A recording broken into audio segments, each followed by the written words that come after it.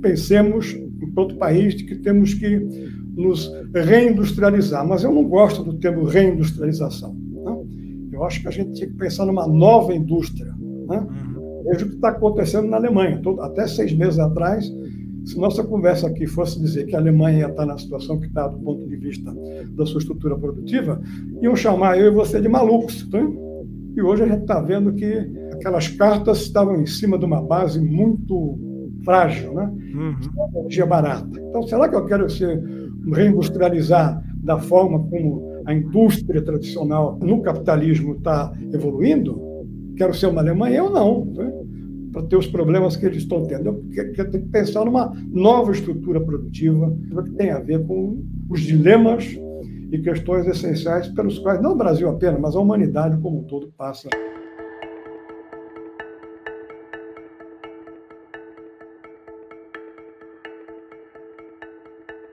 Olá, eu sou André Roncalha, professor de Economia da Unifesp e apresentador do podcast Missão Desenvolvimento, uma iniciativa da Associação de Funcionários do BNDES que está disponível no canal Missão Desenvolvimento no YouTube e na sua plataforma preferida de podcasts.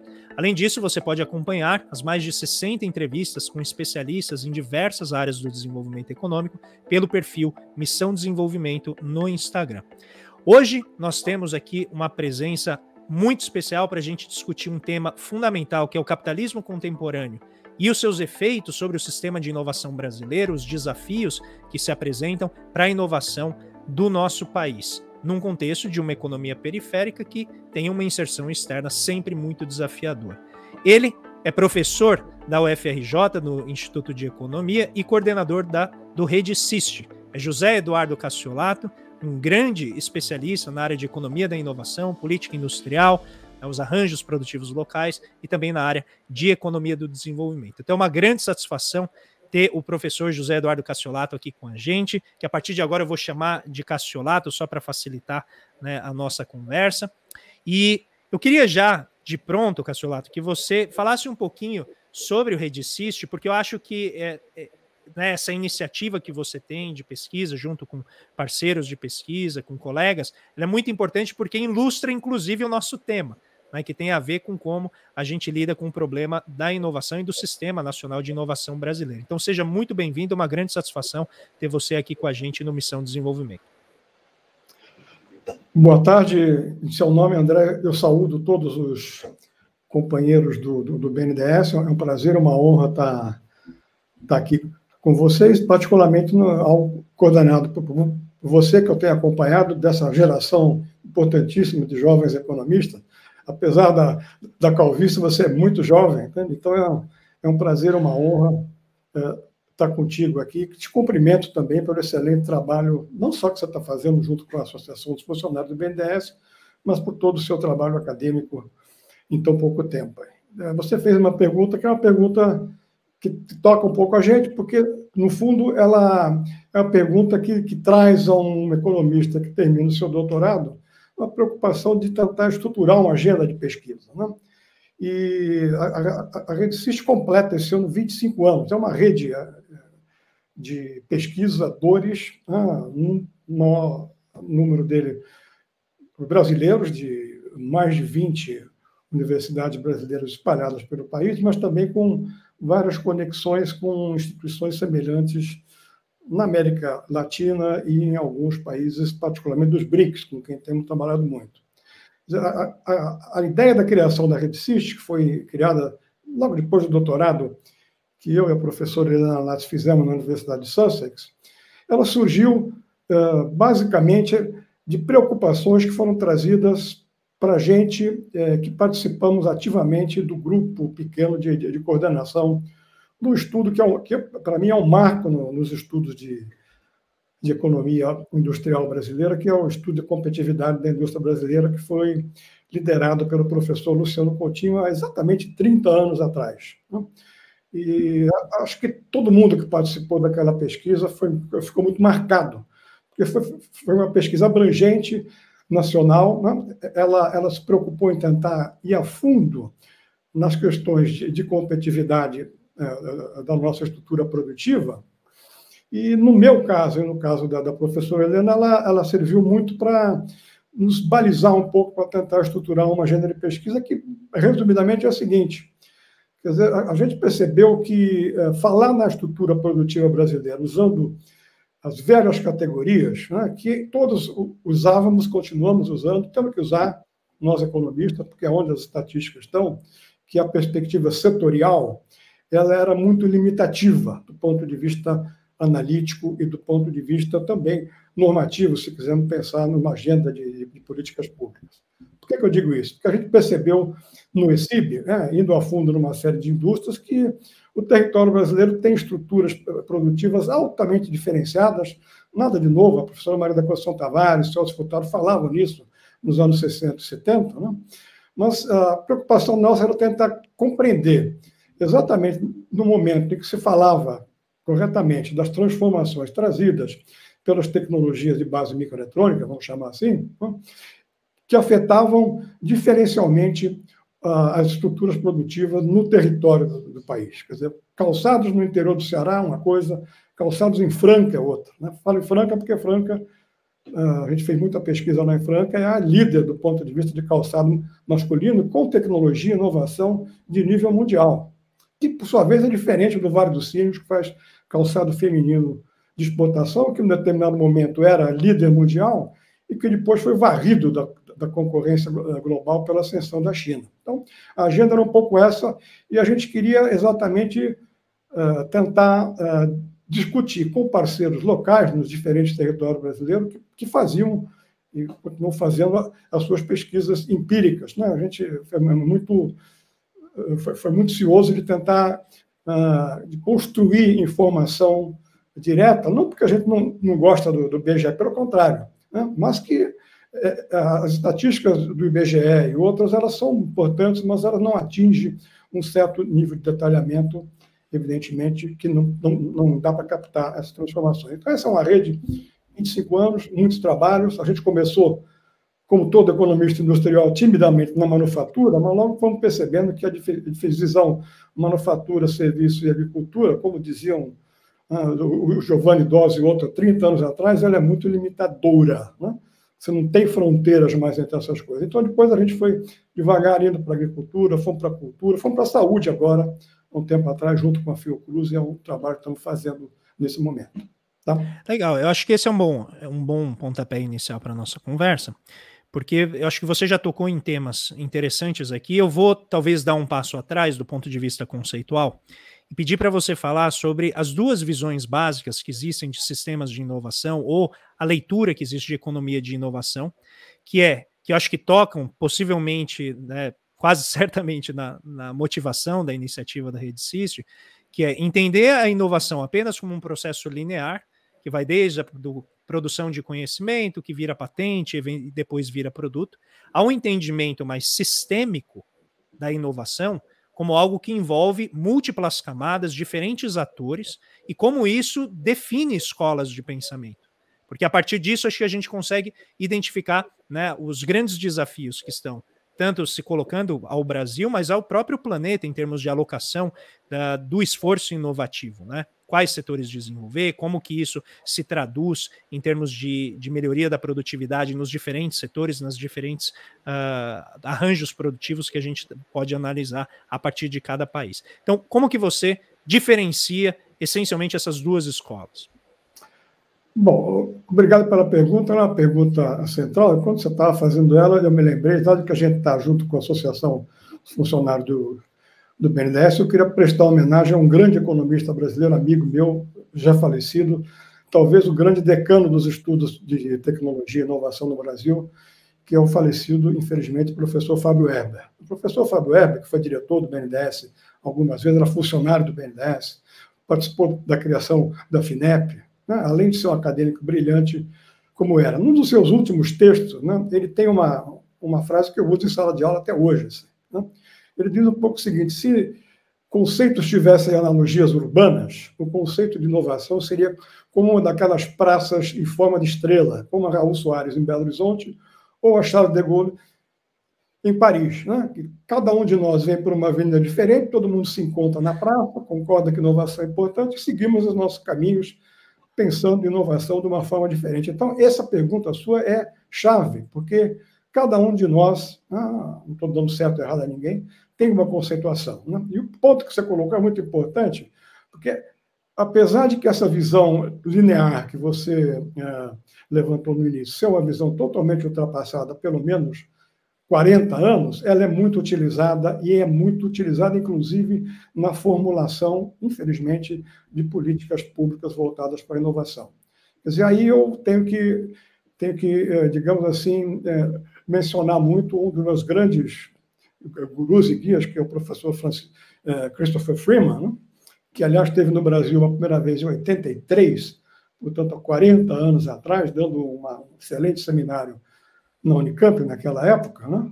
Onde, eu me lembro muito bem, ele introduziu a abordagem neo-schumpeteriana e evolucionária. Né? E essa abordagem, exatamente, ela foi pensada e desenvolvida exatamente para tentar compreender melhor essa caixa preta da inovação, que é muito, como estava dizendo, muito utilizada conceitualmente, mas às vezes muito pouco compreendida. E a visão dos neo-schumpeterianos era dar um salto além de Schumpeter.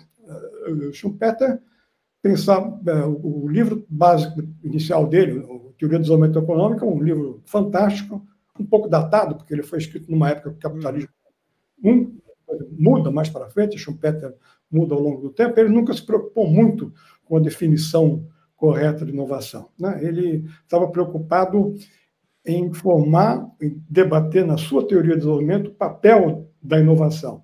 E, portanto, ele não se preocupou muito em definir, tem texto dele que ele fala, inclusive, que isso é tarefa para os que seguirão a ele. Né? E o Freeman e outros seguiram, fizeram uma série de estudos empíricos importantes nos anos 60 e 70, e passaram a dizer um pouco o seguinte: a inovação não é um ato, como dizia Schumpeter, aquele ato heróico, né, do empresário schumpeteriano, mas ela é um processo complexo, longo, cheio de idas e vindas, cheio de incerteza, né, incerteza, cumulatividade, como a gente sabe muito bem, e que, portanto, se não compreendemos a inovação como um processo, a gente não vai estar podendo contribuir muito para se entender exatamente como ela funciona. Mas é um processo de múltiplos atores, né? E um processo, como dizia o Freeman, muito mais de natureza social do que apenas econômica propriamente dita. Quer dizer, é um processo que vem dos seres humanos. Quer dizer, talvez daqui a 100 anos os robôs sejam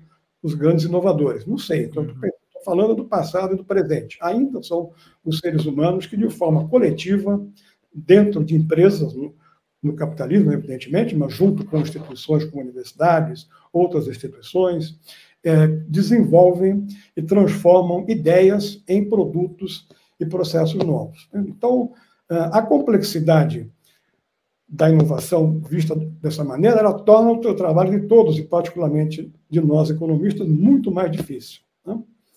Eu uso patentes. A primeira tese de doutorado que eu orientei quando voltei da Inglaterra foi do meu amigo Eduardo Albuquerque, né, sobre patentes. A gente brigou 4 anos, continuamos amigos desde então, que eu nunca acreditei que patente fosse um bom indicador. Né?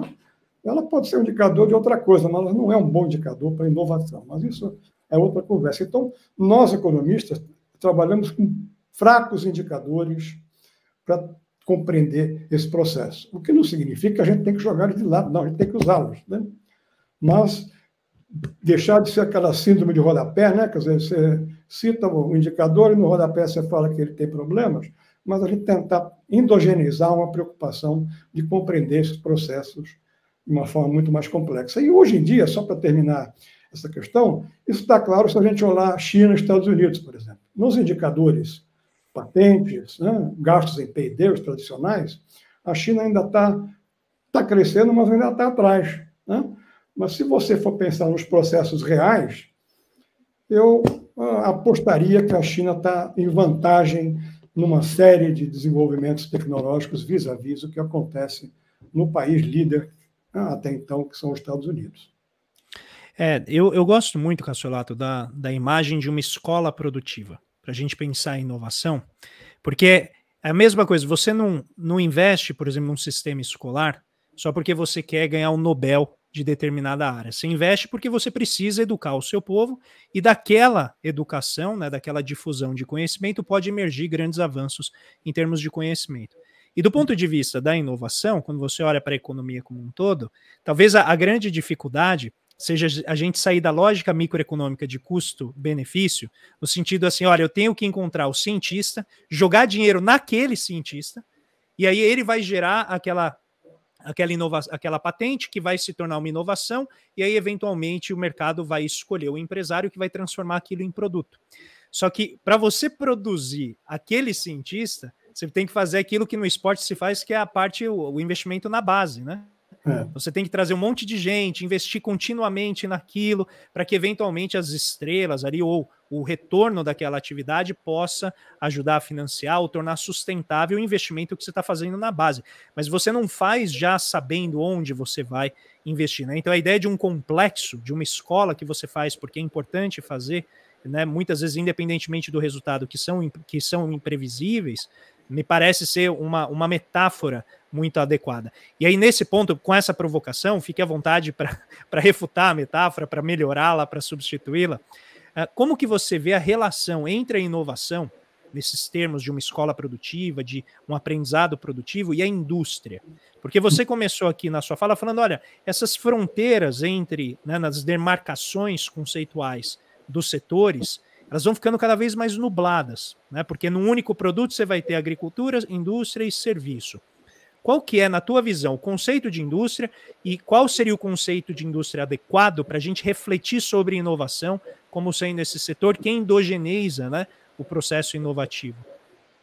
Tá, eu gosto muito, quer dizer, eu fui formado na conceituação tradicional de indústria, que quase se aproxima do que a gente chamaria de indústria manufatureira. Então, mas acho que aí houve uma perda quando se traduziu o termo inglês para o termo em português, porque o industry em inglês ele significa produção. De uma maneira atividade, né?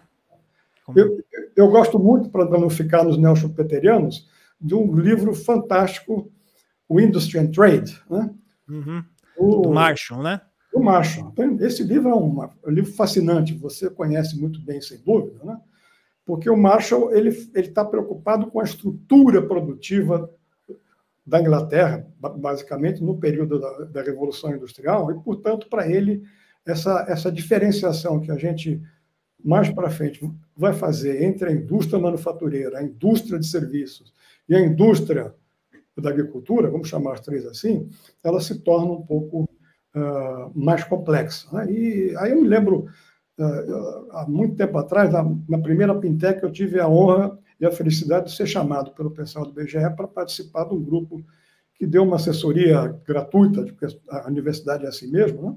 Não estou reclamando, não, para eles desenvolverem o instrumental, né? E eu me lembro que quando o pessoal começou a aplicar a Pintec, uma das primeiras reações que teve foi, olha, a gente está indo numa série de empresas, e chega lá dentro não tem nenhuma máquina mais, tá? E o IBGE definia a indústria como sendo aquela que processava, né? Tirava matéria-prima e transformava em algo que ia passar ao longo da cadeia. Então, você já via, 20 anos atrás, no Brasil, empresas industriais que não tinham uma máquina dentro, né? E que, evidentemente, a gente sabe, terceirizam, etc, etc, etc. Então, esse problema da transformação da atividade produtiva, fazendo com que essas fronteiras entre indústria manufatureira, serviços, agricultura se tornem absolutamente tênues, é um problema conceitual sério para nós economistas, e a gente tem que avançar um pouco mais na sua compreensão, porque aí eu falo um pouco o seguinte, quer dizer, eu gosto de quando pensemos, enquanto país, de que temos que nos reindustrializar, mas eu não gosto do termo reindustrialização, né? Eu acho que a gente tinha que pensar numa nova indústria, né? Veja o que está acontecendo na Alemanha. Até 6 meses atrás, se nossa conversa aqui fosse dizer que a Alemanha ia estar na situação que está do ponto de vista da sua estrutura produtiva, iam chamar eu e você de malucos, tá? E hoje a gente está vendo que todo aquele castelo, digamos, aquelas cartas estavam em cima de uma base muito frágil, né? Energia barata. Então, será que eu quero reindustrializar da forma como a indústria tradicional no capitalismo está evoluindo, quero ser uma Alemanha, eu não, tá? Para ter os problemas que eles estão tendo. Eu tenho que pensar numa nova estrutura produtiva, que tem a ver com, digamos, os dilemas e questões essenciais pelos quais, não o Brasil apenas, mas a humanidade como um todo passa. Então, vamos começar com isso. Como que você mapeia essas necessidades, vamos dizer, sociais, em inglês é societals, né? Porque você está falando da sociedade como um todo, em todas as suas camadas, não necessariamente apenas transferência de renda ou política social. Mas quais são esses desafios que você entende que estão dirigindo, né, a inovação? E como que se dá, e eu sei, você tem textos muito bons sobre isso, a estruturação da produção de conhecimento em escala internacional, para que a gente possa aí começar a entrar para a questão brasileira, para entender as limitações, né, de como esse conhecimento pode chegar até nós e como que a gente pode participar ativamente da produção de conhecimento, de inovações mundo afora. E eu faço essa pergunta pela provocação do modelo típico, né, o clássico, que presume que a tecnologia seria meio como a água, assim, ela vai correndo para onde tem menos resistência, né? E ela então se difundiria mundo afora por meio da exportação de máquinas e equipamentos que os países do centro fariam para a periferia, e isso então geraria um grande pool, né, um grande conglomerado produtor de conhecimento de forma meio abstrata, e todo mundo se beneficiaria disso. E o que a gente vê é, na verdade, um processo mediado por muitos aspectos institucionais associados às grandes corporações e a maneira como isso chega nos países. Então, como que você vê hoje as forças que estão guiando a inovação e quais são os principais agentes produtores de inovação mundo afora? Bom, você fez algumas perguntas cabeludas, mas tudo bem, né? Está tão complexo, mas estão excelentes. Quer dizer, no fundo, né, a sua questão, ela remete a uma discussão sobre como é que se está dando o desenvolvimento tecnológico, né, e o padrão de introdução de novidades no capitalismo avançado. Quer dizer, eu vou excluir um pouco a China, porque a China, concordamos nisso, é um outro modelo. Né? É um modelo que está dando certo, mas não tem nada a ver com aquele. Né? Quer dizer, a provocação sua é importante porque ela traz um ponto que perpassa todo o debate atual, que é uma visão absolutamente ingênua sobre o que é desenvolvimento tecnológico. Quer dizer, o desenvolvimento tecnológico não é neutro. Né? Ele é realizado tendo em vista estratégias que são empresariais, das empresas, particularmente no quadro atual das grandes empresas, que às vezes batem, às vezes não, com as estratégias nacionais, quer dizer, o que os países querem fazer do ponto de vista tecnológico. Então, ele tem esse viés. Né? Esse viés acontece de todos os lados, e tem a ver com dotação de fatores, né, e história é muito importante de cada um dos países mais avançados. E isso o Celso Furtado já nos dizia há 40, 50 anos atrás. Então, partindo da ideia de que não há neutralidade, o que você tem no pós-guerra, eu acho que você teve um avanço brutal no desenvolvimento e difusão das novas tecnologias, e as empresas transnacionais, naquele momento, dos anos 40, final dos anos 40 até final dos anos 70, elas foram muito úteis do ponto de vista de disseminar uma série de conhecimentos e tecnologias que tinham sido gestados ao longo da Segunda Guerra Mundial e difundidas pela economia como um todo nos anos seguintes. A coisa começa a mudar de figura, acho eu, a partir dos anos 80, a partir da Margaret Thatcher e do Ronald Reagan nos Estados Unidos, e a partir do neoliberalismo e do aumento da financiarização. Né? Porque aí você tem, e eu gosto muito de citar um velho amigo, um autor conhecido, que é o professor também, teve já aqui no Rio, teve em São Paulo também, que é o professor William Nazonik, né, que tem feito uma série de trabalhos extremamente interessantes, mostrando, não é o único, mas mostrando como aspectos da financiarização têm um efeito deletério, né, na forma e nos resultados, o que é mais complicado, como tecnologia e inovação são desenvolvidas no caso norte-americano. Né? E a gente viu exemplos na pesquisa atual que estamos fazendo junto à Fiocruz, né? A gente viu exemplo disso também na área de saúde. Né? Mas um exemplo que eu gosto de dar mais, para não ficar em uma série de exemplos, é o caso da Boeing. Né? A Boeing, que é a líder mundial, pelo menos até agora, porque os chineses já estão introduzindo esse ano um novo avião superior ao da Boeing, que vai, sem dúvida, ser mais eficiente, eu não tenho dúvida em relação a isso. Né? Mas se você olhar o relatório do Congresso americano de 2020 sobre o caso Boeing, que foi feito exatamente tendo em vista a queda daqueles 2 aviões MAX, né? Acho que o 777 ou 737 MAX, não sei, que caíram um atrás do outro, é um filme de terror que está colocado aí. Uhum. Como é que você citou muito corretamente a importância da academia, né? dos engenheiros, da engenharia. Né? Você tem depoimentos de engenheiros norte-americanos sobre o que aconteceu com inovação e tecnologia na Boeing, depois que ela começou a ser financiarizada, onde o objetivo era cortar custo e fazer inovação no prazo mais curto, usando o caso desse avião que eu estou citando, né? E como os engenheiros foram demitidos, né? Ele citam, por exemplo, pedaço do processo produtivo, onde você tinha 40 engenheiros para controle de qualidade, e depois dos impactos da financiarização, você passou a ter um só. Tá? Então, a perda da capacidade de engenharia norte-americana é ligada aos processos de financiarização.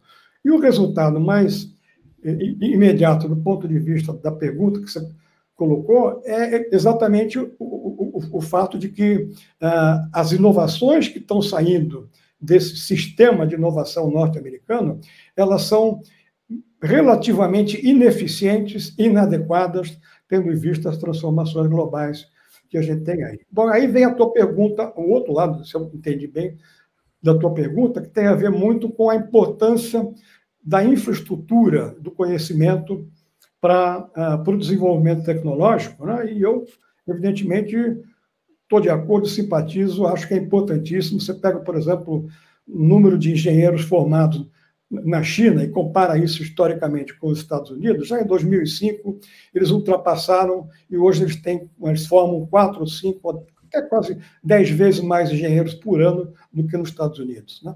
A maior parte deles vão trabalhar em tecnologia e inovação, o que não é o caso nos Estados Unidos e, infelizmente, também não é o caso brasileiro. Né? Mas a infraestrutura de ciência e tecnologia é muito importante e eu sou, evidentemente, favorável às políticas de inovação que tentam seguir esse caminho que você trilhou. Então, são condições, é condição necessária, mas não é suficiente. Mesmo no caso norte-americano. Você tem uma literatura que está crescendo nos Estados Unidos, né? Eles chamam de innovation killers, né? São pequenas empresas de base tecnológica. Né? O estudo que eu li é sobre o complexo econômico industrial da saúde, né?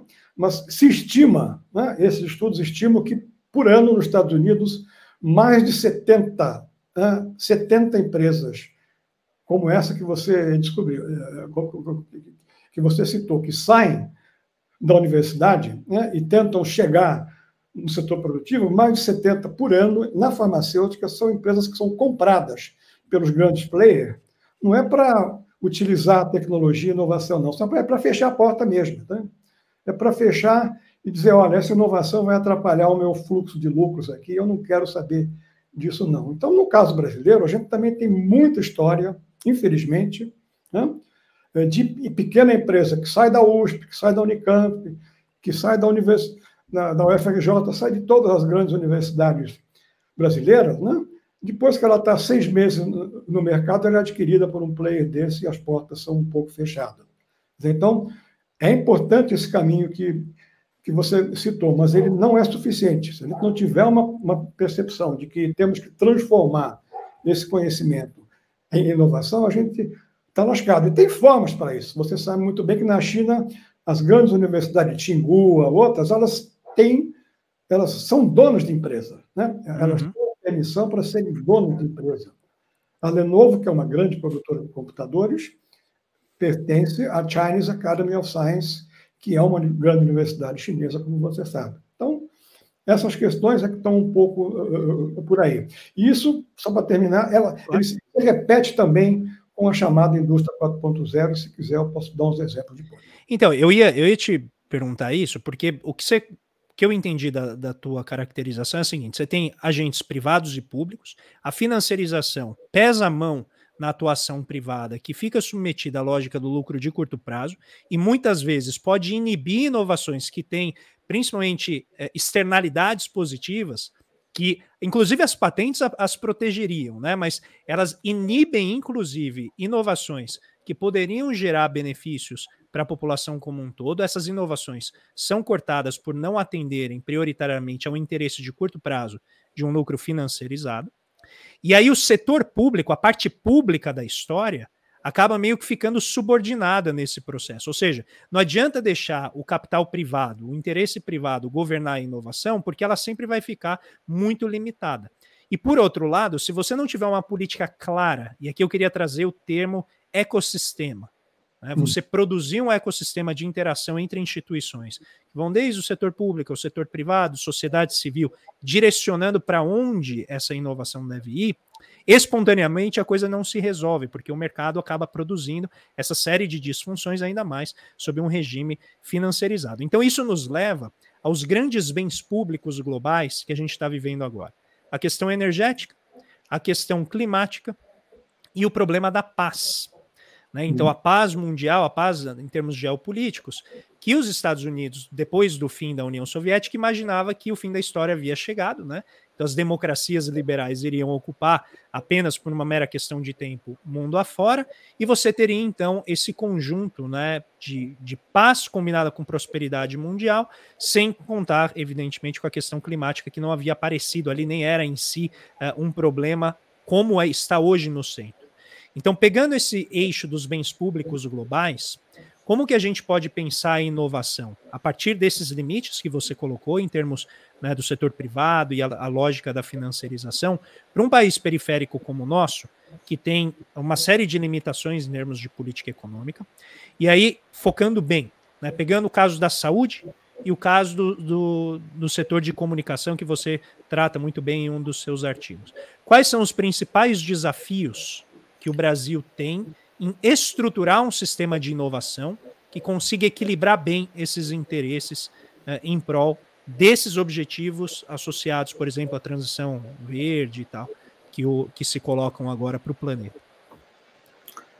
Então, obrigado, André, pela pergunta. Quer dizer, para entrar nela, eu queria só dizer uma coisa, quer dizer, a gente tem que sempre que lembrar que a história recente dos anos 50 para cá, evidentemente, do desenvolvimento brasileiro, é uma história que também é marcada por uma série de sucessos do ponto de vista de inovação. Não vamos pensar apenas que o nosso Sistema Nacional de Inovação é um sistema fracassado. Não, a gente tem a história virtuosa do petróleo, né? A gente tem a história virtuosíssima da engenharia pesada, que infelizmente foi destruída, né, alguns anos atrás, tendo em vista a Operação Lava Jato, mas a gente tinha se tornado líder mundial em engenharia pesada com grandes empresas. Não estou discutindo a qualidade dessas empresas do ponto de vista ético, nada disso. Estou dizendo só que o ponto tecnológico é um marco.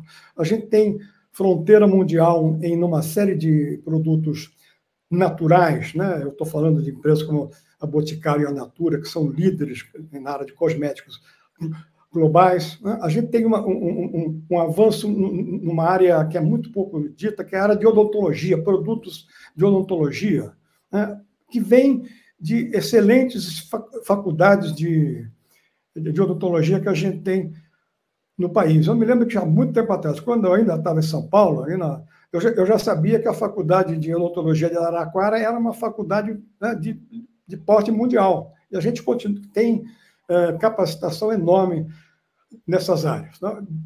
Dito isso, por que em outras áreas a gente não foi capaz de desenvolver essas capacitações? Não dá para discutir isso agora, vamos passar para essas áreas pensando no futuro. Né? No futuro, eu lembro que em 2015 ou 2016 a gente fez um livro editado pela Helena, por mim, pelo Fernando Satti e pela Laplane, em homenagem ao professor Luciano Coutinho. Né?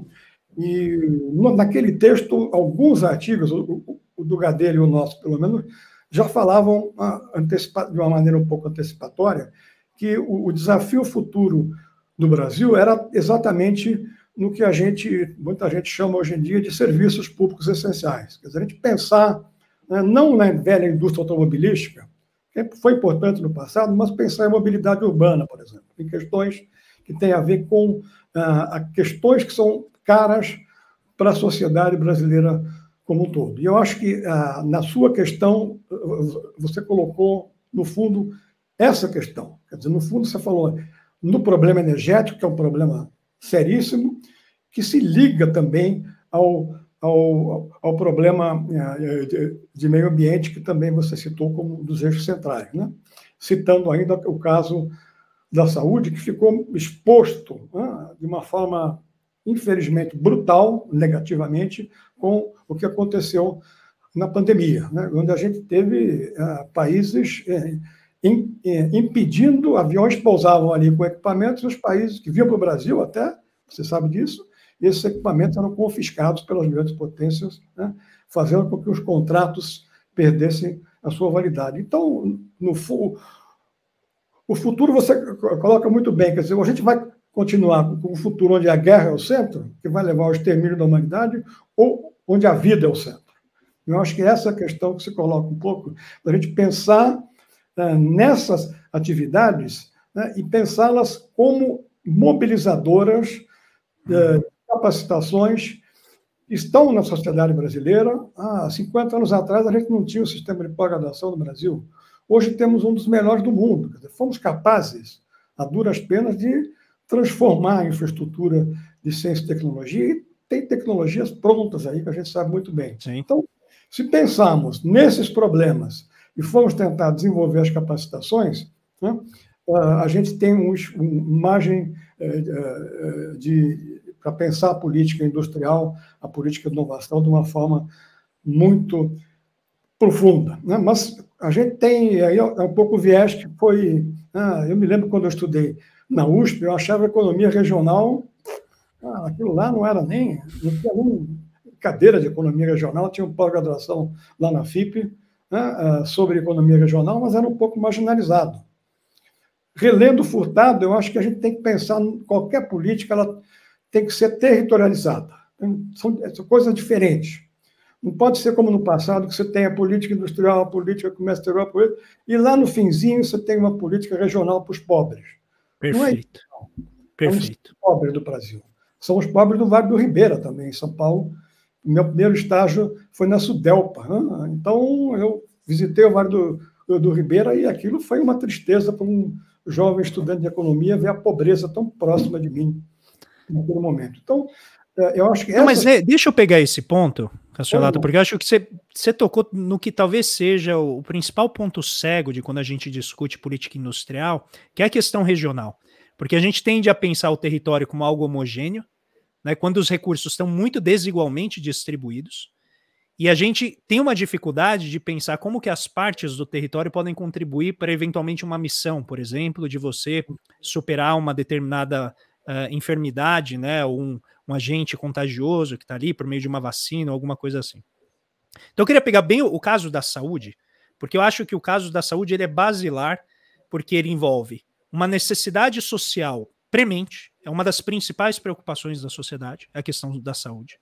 Ele envolve um sistema incrivelmente complexo de produção econômica, né, que é o complexo econômico industrial da saúde, e ele tem a capacidade de não apenas servir como pedagogicamente uma ilustração do que é um sistema de inovação, mas efetivamente endogeneizar, ou seja, automatizar a produção de inovação dentro dele.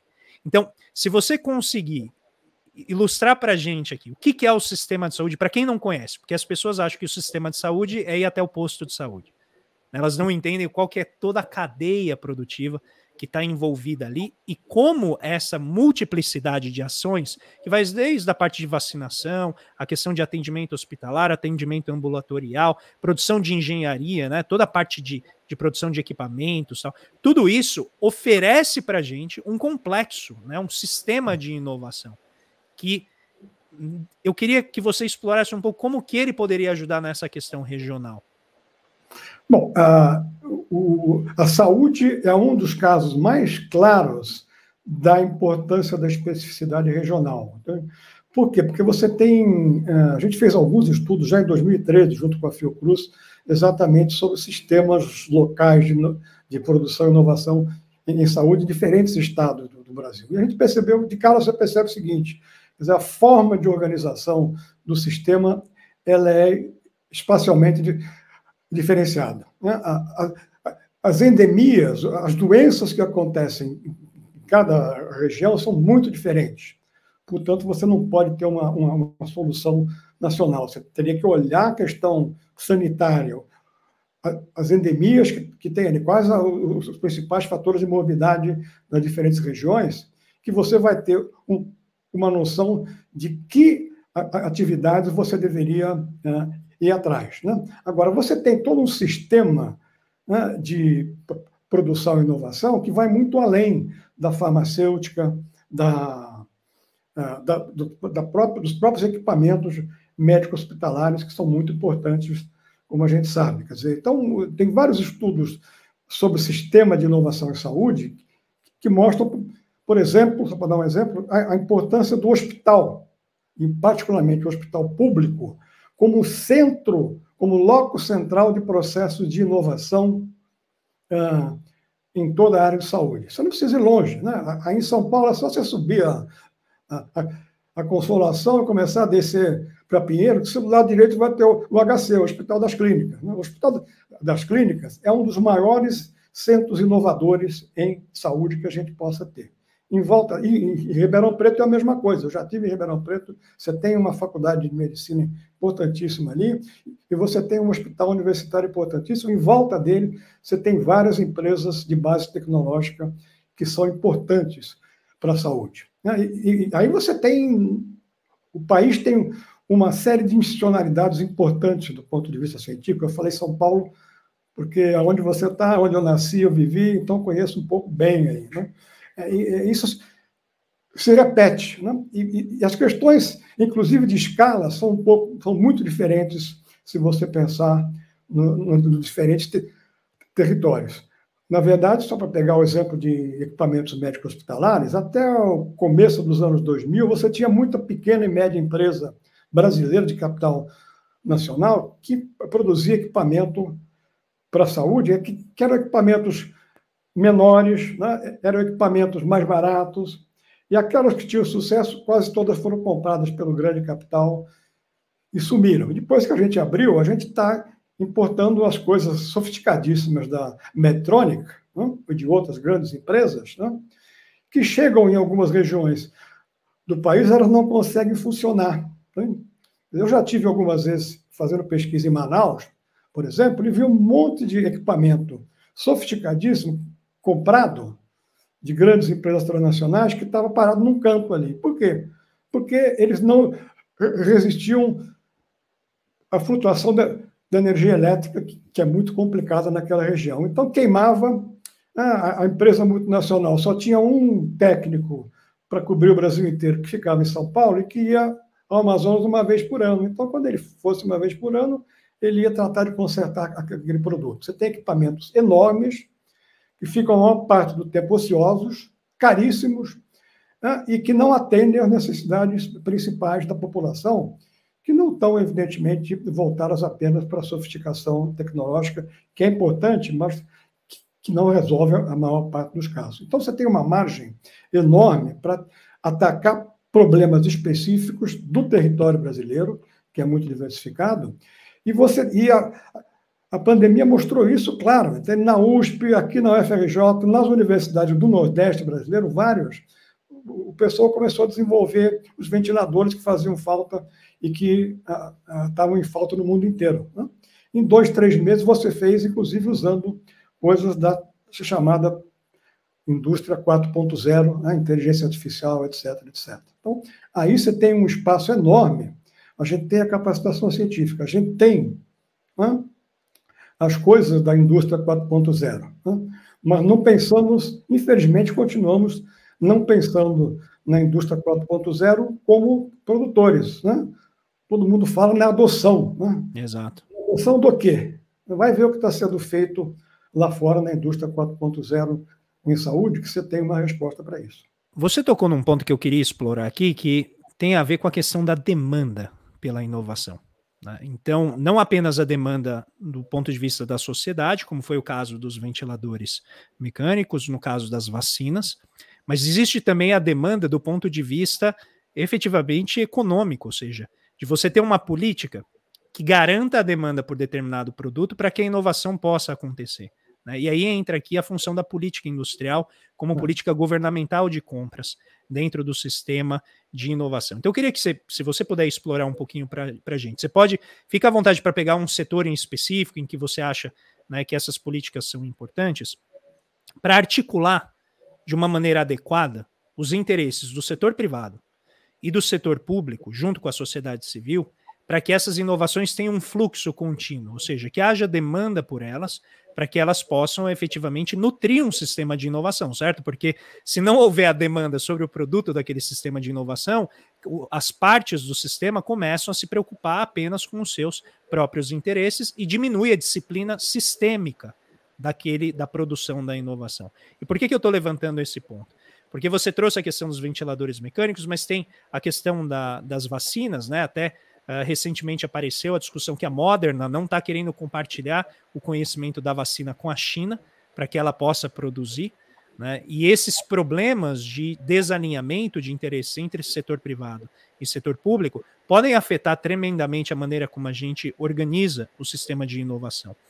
E dentro dessa lógica da escala da empresa, eu tenho uma preocupação, que isso aparece inclusive nos seus artigos, que é como que você estrutura a compra pública ou mesmo a política industrial no sentido de concessão de incentivos de acordo com o tamanho da empresa. Então, os estudos mostram que tem uma relação positiva, quanto maior o tamanho da empresa, mais ela tende a receber incentivos do governo. Só que a gente está vendo um problema aqui no Brasil, que as nossas empresas elas não crescem. Então você não vai ter grandes empresas em todos os setores que você precisa desenvolver, você vai precisar depender das pequenas. E como que a gente faz para aproveitar as capacitações que a gente tem, desde institutos de pesquisa, as universidades, e esse rol imenso de pequenas empresas, para que a gente possa, por exemplo, atingir os objetivos da sociedade, de ter, por exemplo, vacinas ou tratamentos para determinadas endemias regionais, se a gente precisa constituir, né, esse ecossistema dependente de, pelo que eu estou entendendo, agentes cada vez menores ou de diferentes tamanhos, sem a presença do Estado não tem como, né? Então, aqui o foco na compra governamental, no direcionamento do Estado para articular o sistema. Que eu queria te provocar nesse sentido.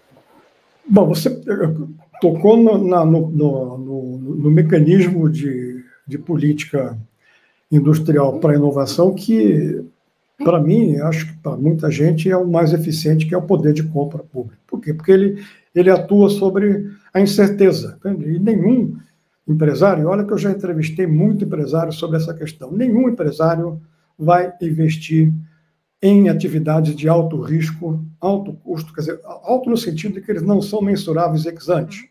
Ninguém sabe quanto vai custar, quanto tempo vai durar. Então, nenhum empresário vai investir se não tiver algum tipo de garantia que ele vai poder colocar aquele produto no mercado, ou vendendo para o governo, ou usando aquelas tradicionais medidas de política industrial que, pelo menos 400 anos, são usadas por todos, que são usar tarifa ou outros mecanismos de proteção não tarifário, que, de uma certa maneira, a LALIST garante uma sobrevida para a empresa nascente, que é, no fundo, o que a gente está falando aqui. Então, o poder de compra ele é absolutamente fundamental, e não é à toa que os Estados Unidos, voltando a falar sobre esse país, tem uma política de utilização do poder de compra de mais de 100 anos, entende? É uma política antiga, né? Utilizada de uma forma eficiente durante muito tempo, mas que, por incrível que pareça ou não, perdeu um pouco da sua eficiência nos últimos 20, 30 anos com a financiarização. Então, em saúde, no caso dos ventiladores, ficou também muito difundido o que aconteceu nos Estados Unidos, que tinham o Departamento de Saúde, que é o Ministério de Saúde dos Estados Unidos, tinha, em 2010, lançado editais para viabilizar a produção de ventiladores de baixo custo, né, utilizando o poder de compra do Estado. Né? E, resumindo, a história é um pouco conhecida, quer dizer, o que aconteceu? Financiou pequenas empresas de base tecnológica, que, portanto, seguiram um pouco esse caminho que você disse, mas, ao longo do tempo, veio uma Meditronic da vida, comprou, né, e a Meditronic, ou a outra empresa que chamava-se Covid, né? Eu esqueci o nome dela. Né? Acho que é Covidien, né? Covidien. Chegou para o Departamento de Saúde americano e disse, olha, eu não vou fazer mais não, porque não é mais economicamente viável. Tá? Então, o poder de compra é importante, mas você tem que ter outras medidas que garantam essa transformação. E essas medidas é que são um pouco mais complexas, né? E eu acho que aí a China tem uma série de exemplos que ilustram isso muito bem. Vamos falar da chamada tecnologia da indústria 4.0, não é à toa que em 2015 os chineses já criam a Digital Silk Road, né? Belt and Road.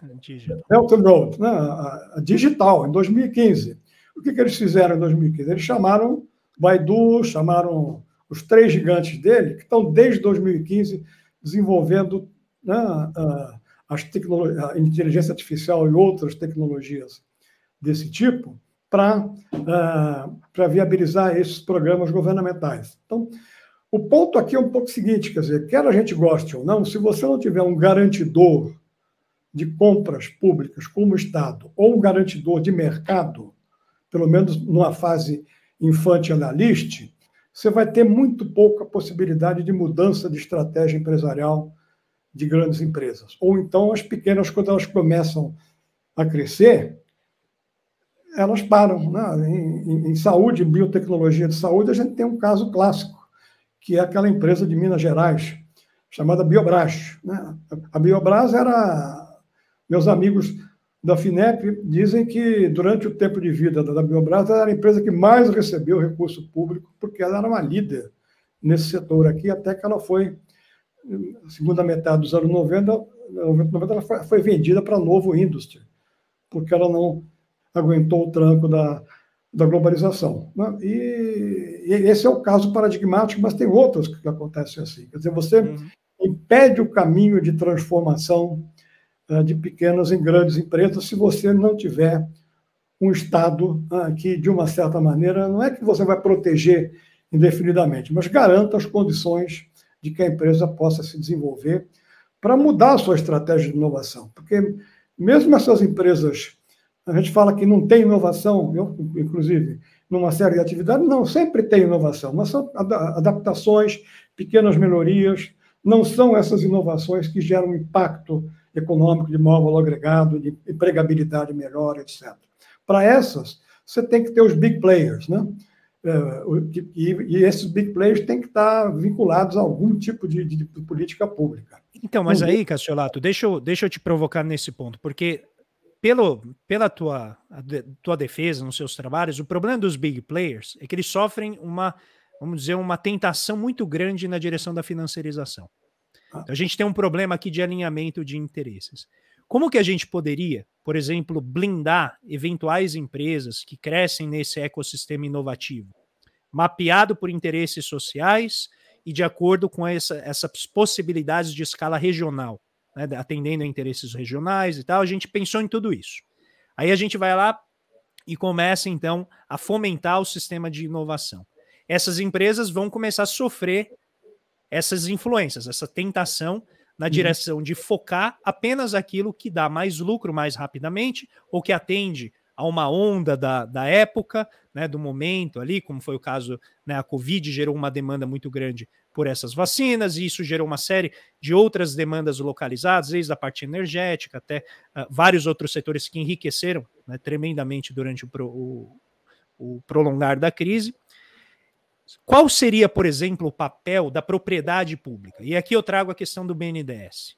Como que o BNDES poderia se posicionar? A gente está vendo nesse governo uma intensa redução da carteira, né, de participação societária do BNDES, a BNDES Par. como que o BNDES poderia ajudar nesse processo? De não apenas ajudar a montar o sistema, identificar esses setores, mas blindar também, né, essas empresas ou essas iniciativas dessa tentação da financiarização. Tem algum papel que ele pode desempenhar nesse sentido? Bom, eu acho que só tem, né? Quer dizer, a gente tem a felicidade de ser um dos poucos países que tem um banco público das dimensões do BNDES, mesmo, como você corretamente colocou, numa situação como a atual, em que o papel histórico dele, infelizmente, tem sido diminuído. Entende? Mas o BNDES, da história dele, tem uma história. Hoje a gente fala muito em missões. Não tem nada contra as missões, não. Elas são muito importantes mesmo, têm que ser colocadas. Mas se a gente for entender bem as missões como a organização de política pública com objetivos muito claros, nos anos 70 e 80, o BNDES foi o ator central, por exemplo, na nossa construção, enquanto país, durante o governo Geisel, de toda uma indústria no complexo químico-petroquímico, né? Através de um modelo que era um modelo tripé, ou tripartite, como você sabe, quer dizer, o capital nacional, o capital internacional e o capital público, né? Teve vários técnicos do BNDES que saíram do BNDES para ser diretores, né, de empresas do complexo químico e petroquímico. Eu conheço alguns deles, né? Quer dizer, com quadros até. Quer dizer, então, a participação acionária ela é fundamental e ela pode ser dada de diversas formas, né? Uma delas, que é utilizada por vários países, é você ter a chamada Golden Share, né? Aquela ação que impede certos comportamentos, né? E que privilegia outros comportamentos. Quer dizer, eu estava morando na Inglaterra, fazendo doutorado, quando a British Telecom, que era a grande empresa, não só inglesa, mas mundial, do ponto de vista de tecnologia das telecomunicações, quando ela foi privatizada, né? Mesmo no governo Thatcher, né, o governo ficou com uma golden share na British Telecom, privatizada, né? E foi fundamental porque logo que foi privatizado, o capital privado queria acabar com o centro de P&D da British Telecom. O governo inglês falou, mesmo conservador, hein? O governo inglês falou, não, a British Telecom é uma instituição de Estado, né, no Reino Unido. Ela não pode ser fechada, vai ter que continuar, né? Então é um pouco isso, quer dizer, não se trata de você ser o mais intervencionista ou menos, tem que pensar numa estratégia, né? Uma outra que eu gosto muito é como muito spin-off vem da universidade, eu particularmente acho que o modelo chinês pode nos ensinar alguma coisa, né? Eu citei Tsinghua porque eu já estive lá há um tempo atrás e fiquei até feliz de ver que agora tem gente que considera Tsinghua mais avançado do que o MIT. Entende? Mas conta um pouquinho qual é o modelo chinês. Não, o modelo chinês que eu estou falando é que você teve uma reforma complexa no sistema universitário chinês nos anos 90, né? Passou-se a poder cobrar taxas, por exemplo, uma série de mudanças muito drásticas. Mas uma delas permitia, incentivava as universidades a serem donos 100% ou parcialmente das empresas spin-off que saíam delas, né? Quer dizer, eu citei o caso, que é um caso mais conhecido, que é o da Lenovo, entendeu? Mas tem vários outros de pequenas empresas que foram spin-off da universidade, onde ela manteve uma ação, ou várias ações, ou mais de 50% da ação, dependendo do caso, e elas se tornaram grandes empresas ao longo do tempo. Quer dizer, a universidade não vendeu, né, os direitos patentários de alguma coisa, como a gente faz aqui. Mas por que a USP, a Unicamp, a Unifesp, as grandes universidades nossas não podem ter, né? A gente tem escritórios de transferência de tecnologia, NITs de inovação tecnológica, mas todos eles, cá para nós, assim, são importantes, mas não têm condições institucionais de preservarem aquele ativo depois que ele sai dos braços da universidade e entra no mundo complicado da concorrência capitalista, né? Então, acho que tem espaço, mas esses espaços estão no quadro da financiarização, eles são muito reduzidos, né? Porque senão a empresa é obrigada, até pela concorrência, a entrar nesse processo, senão ela é varrida da competição. Né?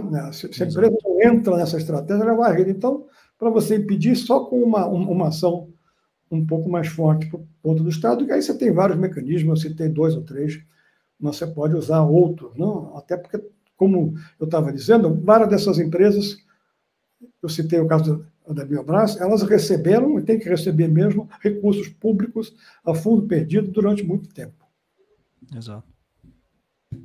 Não, perfeito. Eu acho que a gente já está com quase 1 hora aqui de conversa, então é sempre muito, é uma tortura, viu, Cassiolato? Porque a gente poderia ficar aqui muito tempo, né, conversando. Esse é um tema que eu acho ele é muito extenso, ele é muito complexo, ele lida com muitas camadas, desde fenômenos até mecanismos. E aí eu queria terminar, né, fazendo uma última provocação, para que você nos ajudasse a refletir aqui, que tem a ver com a capacidade de organização local, né? Então, a gente falando dos arranjos produtivos locais, dentro dessa questão regional, que se coloca de maneira muito forte nos seus estudos e na sua preocupação, que é quais são os recursos existentes disponíveis, por exemplo, em termos de organização social, que poderiam ajudar nesse processo de inovação dentro do sistema de inovação, que eu acho que, em geral, as pessoas acham que não existe isso. Não existem iniciativas, né, que dão, vamos dizer assim, grassroots, né, que elas se dão diretamente ali na base e que são muito importantes e que poderiam ser articuladas dentro de um sistema de inovação nacional e que a gente hoje ou não entende direito a existência delas ou não as utiliza de maneira adequada ou de maneira a cumprir a sua plenitude, todo o seu potencial. Você conseguiria dar alguns exemplos para a gente de formas em que iniciativas locais, iniciativas da própria população, de organizações da sociedade civil, poderiam contribuir com o sistema de inovação nacional dentro desses grandes objetivos que a gente discutiu aqui?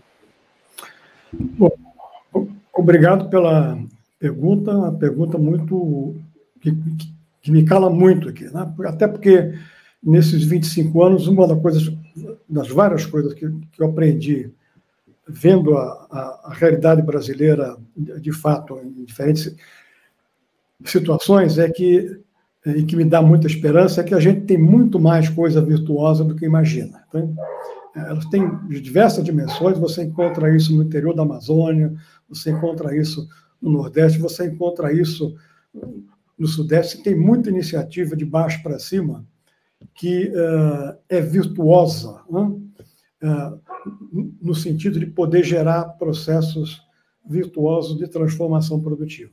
Então, isso, de um ponto geral, acho que vale a pena ser destacado, e é uma das razões pelas quais a gente defende muito, além de outras que a gente já citou nesse debate nosso, a importância de olhar o território. O território é fonte de perguntas, de questões e de sobrevivência, né? Eu me lembro de um dos primeiros seminários que eu participei, foi até na Unicamp, há uns 20 anos atrás, sobre esse tema, né, em que a gente tinha uma mesa de vários economistas debatendo esses assuntos, e na plateia tinha um pequeno empresário de uma cidade do interior paulista que fez uma pergunta que deixou nós todos quietos ali. Eu falei, olha, vocês economistas de cidade grande estão acostumados a falar em milhões e não sei o quê, desempregado aumenta, não sei o quê. Onde eu moro, cada pessoa que perde o emprego tem um nome, tem família, né? Tem relações sociais, e, portanto, é alguém que eu sofro junto. Então, o problema é um problema social coletivo. Então, no território, né, eu nasci na cidade de São Paulo, nasci em cidade grande, sempre morei em cidade grande, a gente perde um pouco isso, mas no território você tem a questão da solidariedade, da tentativa de você vencer problemas através do coletivo, é muito forte nesse país nosso aqui, apesar de muitas coisas que a gente escuta falar e tende a ouvir. Isso é uma coisa muito positiva, mas você tem questões da nossa nacionalidade ou das instituições nacionais que afetam muito negativamente. Então, em mais de 200 estudos locais que a gente fez ao longo desse período, em várias regiões do país, cada caso é um caso e é muito difícil você, às vezes, tentar tirar elementos comuns. Mas tem duas coisas que sempre a gente percebeu nesses todos os casos, né? E as duas coisas são muito problemáticas para a sustentabilidade de processos de transformação no território. Uma delas é a questão, quer dizer, você já citou corretamente, que é a questão da educação. Quer dizer, você tem uma falta, mesmo em estudos que a gente fez em São José dos Campos, né, que é um dos lugares mais de mais alto índice de escolaridade e de capacitação do país, você tem problemas de falta de capacitação, aí no caso particularmente de escolas de nível médio, que foram razoavelmente bem resolvidas, precisa melhorar um pouco, mas foi muito bem resolvida ao longo do governo Lula-Dilma, com a expansão das escolas técnicas, que para mim foi uma das coisas mais fantásticas que foram feitas. O outro problema também é ligado ao nosso debate, é a questão da relação do capital local, das estruturas locais com o sistema financeiro. Né?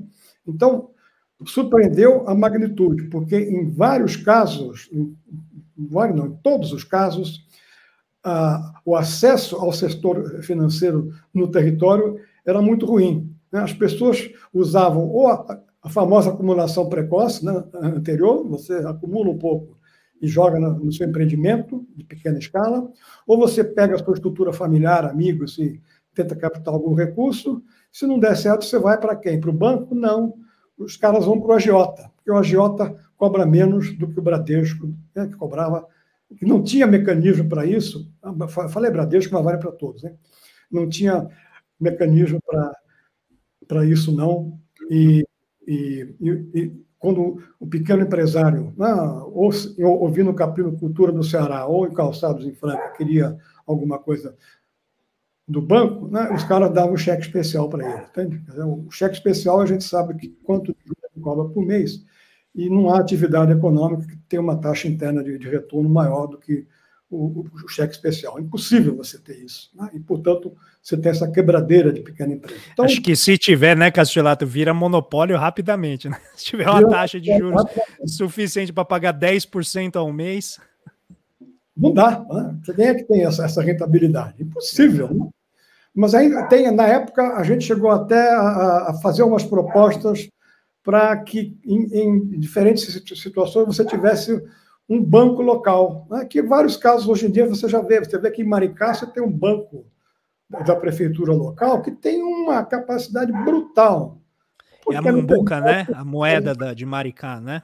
Você tem vários, eu estou citando Maricá porque ele virou badalado, e tem que ser mesmo, eu conheço a região, o local, é fantástico. Você tem possibilidades, ainda mais com as fintechs e outras, de você criar estruturas locais que você possa usar a poupança local para financiar a atividade produtiva local com alto grau de sucesso. Por quê? Porque as pessoas se conhecem. Quer dizer, você tem alguns países que até hoje você tem os grandes bancos, mas você tem aqueles bancos locais, né, que são voltados para as estruturas produtivas próximas. Então, eu acho que um mecanismo fantástico era você criar uma possibilidade de ter uma estrutura de funding local que não fosse desses grandes bancos que oferecem as taxas de juros brutais que a gente tem aí. E que também não são das grandes fintechs que estão surgindo, não, porque essas estão emulando os grandes bancos.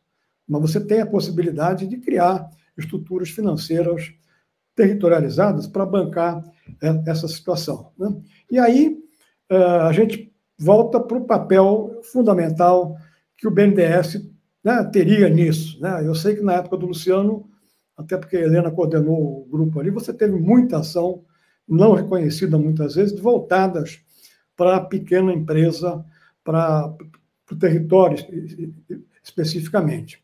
Mas a gente sabe que ao longo dos últimos 30 anos, a partir do Collor, depois com o governo do Fernando Henrique, o país foi se adequando a certas estruturas internacionais, né, que limitam e amarram as condições de trabalho. Então, o Brasil assinou o Acordo de Basileia, né, e o BNDES, às vezes, tem as mãos amarradas de não poder emprestar para certos agentes econômicos que não têm um rating muito bom, porque até não sabem nem o que é rating. Então, eles são pequenas empresas sem nenhum tipo de garantia, etc, etc, etc. Né? Mas você pode pensar exatamente no BNDES, seria importante que ele avançasse nessa discussão, de como é que você pode, mesmo sujeito a essas regras, tentar bypassá-las de uma forma positiva para tentar viabilizar esse funding, que é uma questão fundamental. Eu acho que o funding e a capacitação são dois elementos fundamentais de caráter geral que podem ajudar o desenvolvimento territorial, né? Porque outra coisa que a gente aprendeu é que no território as pessoas sabem quais são os problemas, né? Se você puder organizar uma discussão, os problemas estão ali, as pessoas têm capacidade de tentar gerar respostas para os seus problemas. Só que as respostas que são dadas se defrontam com uma estrutura institucional, que é uma estrutura institucional que é para nós totalmente maluca que a gente tem nesse país, né? E a gente ficou com instituições depois dos anos 90 que são neoliberais, que juntam com desenvolvimentistas que foram implementados durante o governo Lula e Dilma e, portanto, se chocam entre si. Então, o debate sobre instituições é um debate que eu acho que é muito importante nessa direção. E o BNDES tem um papel absolutamente fundamental, até porque, como a gente estava discutindo antes, no segundo PND, ele já fez um papel importantíssimo na constituição de estruturas produtivas que eram ausentes, no caso brasileiro, se tornaram não só presentes, como rapidamente competitivas nos anos seguintes. Maravilha. José Eduardo Cassiolato, olha que satisfação, uma honra conhecê-lo, ainda que virtualmente, mas poder bater esse papo com você. Gosto muito da sua produção, quero te agradecer por toda a contribuição que você vem dando, as nossas reflexões sobre esses variados temas que você analisa, economia da inovação, economia industrial, são dos arranjos produtivos locais, muito importante. Eu acho que uma mensagem final que a gente pode deixar aqui, sintetizando, né, toda essa discussão, é que um sistema de inovação requer coordenação, e essa coordenação precisa, né, passar por uma sensibilidade das necessidades sociais, e o agente que está mais adequadamente equipado para fazer isso é o Estado, por meio de todas as suas capacidades institucionais, para poder alinhar os interesses da sociedade, do setor privado, dentro daquilo que a sociedade precisa como processo inovativo. E recentemente surgiu a proposta de um dos candidatos, né, à presidência, que foi a candidatura do presidente Lula, de usar o BNDES para fazer o financiamento, né, de pequenas e médias empresas. Eu acho que essa nossa discussão conversa muito bem, porque só colocar dinheiro, no sentido mais frio do termo, né, sem que haja uma política de coesão dessas empresas dentro de um projeto, dentro de uma missão, dentro de um ecossistema inovativo, pode eventualmente levar, né, ao fracasso dessas intenções. Então, com isso, a gente mostra a complexidade desse debate que a gente está fazendo, né, que tem múltiplas facetas, que precisa de uma estrutura, de uma coordenação, para que a gente possa, então, usar os recursos e capacitações produtivas que a gente tem para gerar aquilo que hoje é conhecido, né, como a grande riqueza das nações, que é a produção de conhecimento, que é a produção de inovação. Então, deixo aqui um grande abraço novamente, José Eduardo Cassiolato, um grande prazer, muito obrigado por estar aqui com a gente, e a quem nos acompanhou aqui, curta, compartilhem nas suas redes sociais esse debate, ele é muito importante, isso aqui foi uma aula magna que Cassiolato deu pra gente, e eu acho que a gente não pode, né, desperdiçar. Então compartilhem com todos e a gente se vê num próximo episódio aqui do Missão Desenvolvimento. Muito obrigado, Cassiolato. O podcast Missão Desenvolvimento é uma realização da AFB-BNDES, Associação de Funcionários do BNDES, que vai ao ar semanalmente em todas as plataformas digitais. O programa tem direção de Felipe Peçanha, produção de Tatiana Gurgel e edição de Pedro Rocha. Para saber mais, acesse nosso site www.missãodesenvolvimento.com. Você também pode assistir a outros episódios já gravados nos canais do Missão Desenvolvimento e da AFB-BNDES nas redes sociais. Até a próxima!